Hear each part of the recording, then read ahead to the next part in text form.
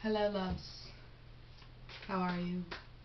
I got a little sick this past week, so I skipped my end of January check-ins.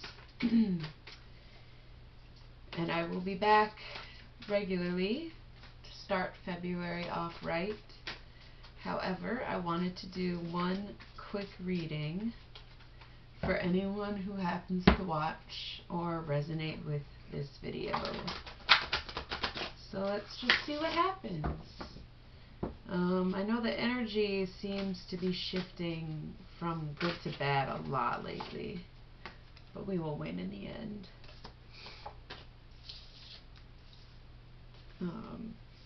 Seems like a lot going on in the world, but there always is. And so we have to just stay focused and keep our concentration and be the light through the darkness. You know, all that typical stuff is real. It's really real.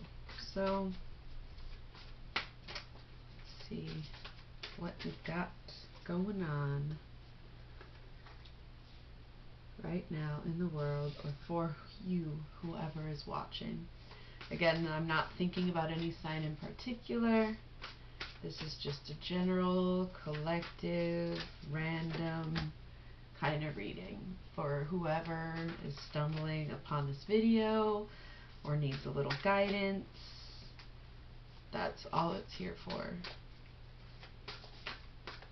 Let's see what is going on. Whoa, maybe a lot. Who knows?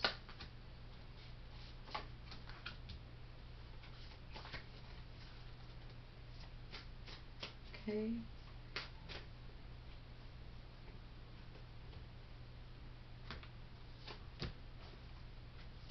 Let's see what's going on. I'm trying to get some meditation cards and some core cards, and I think that'll be enough.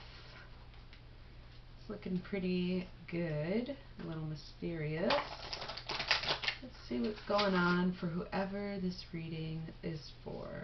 Whoa, whoa, whoa, whoa, whoa! There's our core cards. And let's just pull a couple meditation. 5, 6, whatever. We're gonna have a long meditation. That's like the whole point. These two feel like, God, I feel like they all just want to come out. Don't you hate when your deck feels that way? No, I love you. Shuffle one more time. Something seems stubborn. Something wants to come out. I might ignore the feeling. I might ignore the feeling. Or I'll like pull them later. And shuffle. Does it say 6 minutes? Okay. Wow. If you stuck through that, kudos, man. That was long. Alright. Let's see what's going on in this general reading. At the core, we have the Wheel of Fortune. We have lust. And the Priestess. So, basically what that's saying, these three together, it's almost like you are obsessing about finances or material gains right now, and you know you're doing it. So relax a little. Let's see what's actually going on. But the thing is, oh, it was 3 minutes, not 6 minutes. Okay, sorry, that was tripping me out. Alright. You know you're obsessing, and the thing is, if you continue to obsess, the Wheel of Fortune is not going to turn in your favor. So quit obsessing about it. Quit thinking so much about money. Quit thinking so much about, you know, materials. Just let it come. Let it flow. Do what you love, and the rest will follow, right? Free your mind and your ass will follow. So, face up, we have the 6 of Wands, which is victory. And we have the Prince of Discs, which is sort of like something is blooming. The seeds have been planted. The sprout might be there, but it's not a tree, you know? So, again, just chill. It's not going to happen overnight. We have the Emperor. Very good. And the Queen of Swords. Okay. So it's almost like you have this power over your life and you're ready to just cut it off. You're like, you know what? Fuck this sort of energy, having the Emperor and the Queen of Swords right next to each other. The Queen of Swords is very dedicated, very motivated, she gets shit done, but at the same time, when you're already in your Emperor power and you are the ruler over the situation and you're in control, to bring in those swords, it's like, are you fighting yourself here? Or is there really some sort of outside challenge? Something to ask yourselves. We have the Four Discs, which is power, right next to the Empress and the Eon. Okay. You have the Emperor, the Queen of Swords, and the Empress, all pretty close, right? What exactly does that mean for you? Is it that there is someone else in your life who's having an influence on what it is that you have? Are you the Emperor and now you have the Empress and you're judging yourself for the Empress? You know, is this Queen of Swords trying to help you out, but you're being stubborn because you have control and you don't want to lose control, and that's where the judgment's coming from? Could really be anything, you know. This is a chill reading. I'm just chilling. So it's just stuff to think about, you know? Just something to think about. Let's see what's underneath it all. Reverse Princess of Cups. Okay. You have the Reverse Princess of Cups underneath your Prince of Discs. You stopped watering.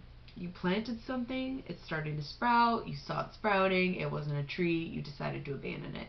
Go back. Go back to that project, go back to that person, go back to that thing, whatever the case may be. You were not done there. This is like, you know, we have the surface stuff and the underneath the surface, and underneath the surface, you gave up.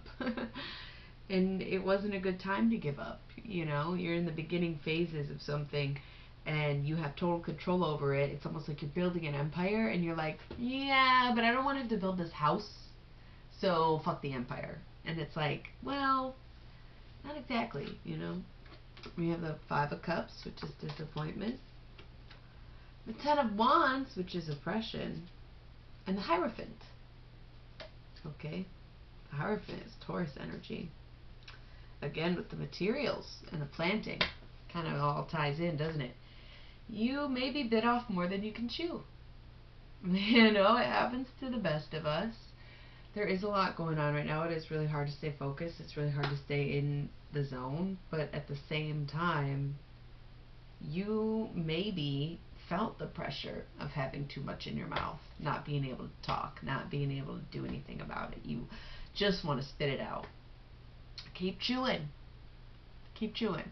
Swallow that shit. You can be alright.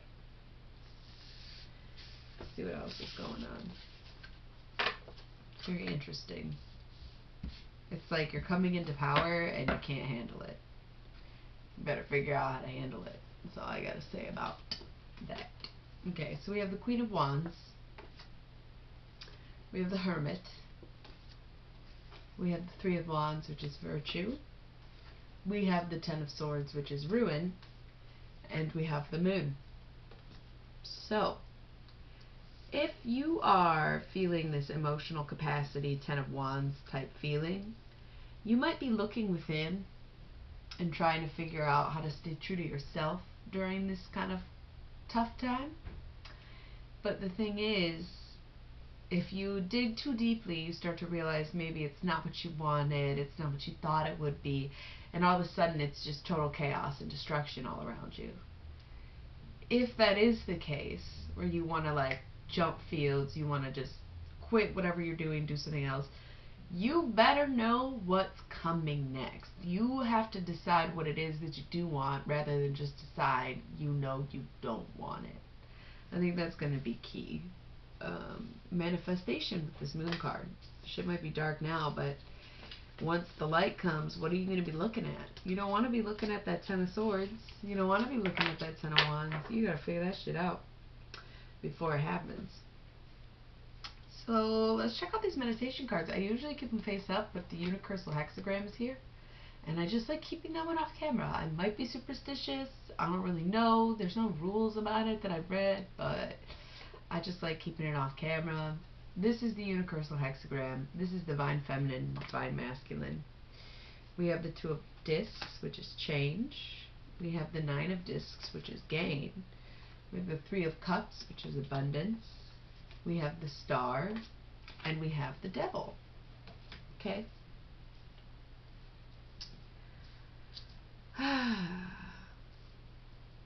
What is this meditation? That is a lot.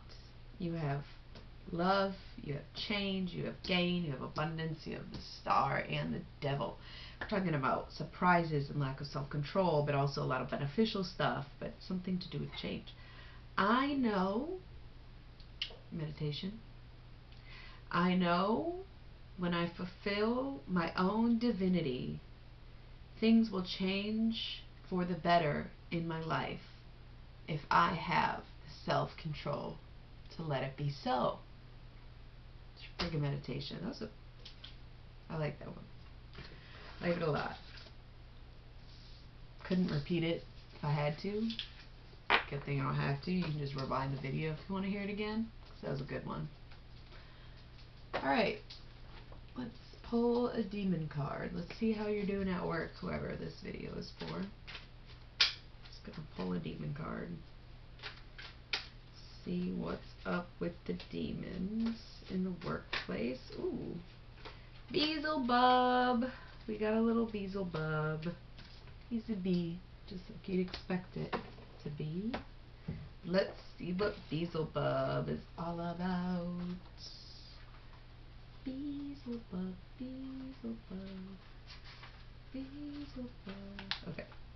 The title Lord of the Flies did not only apply to flies' attraction to decay.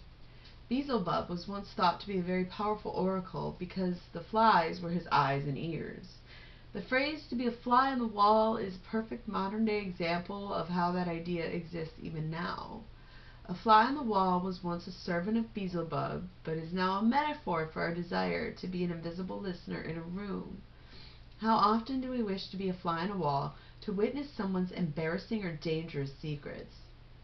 Perhaps the desire to listen in where we cannot is sometimes for good, but we should also consider that sometimes it's not. Beware of the line between curiosity and nosiness. Okay, so if there's something going on at work and you don't have all the details, probably don't ask.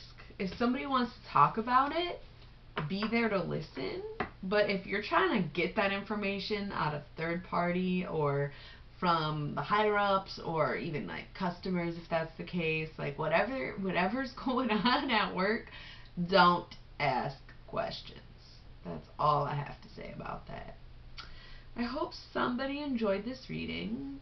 I had fun doing it. And I will be checking in with you come February. It's just a few more days. I'll see you then.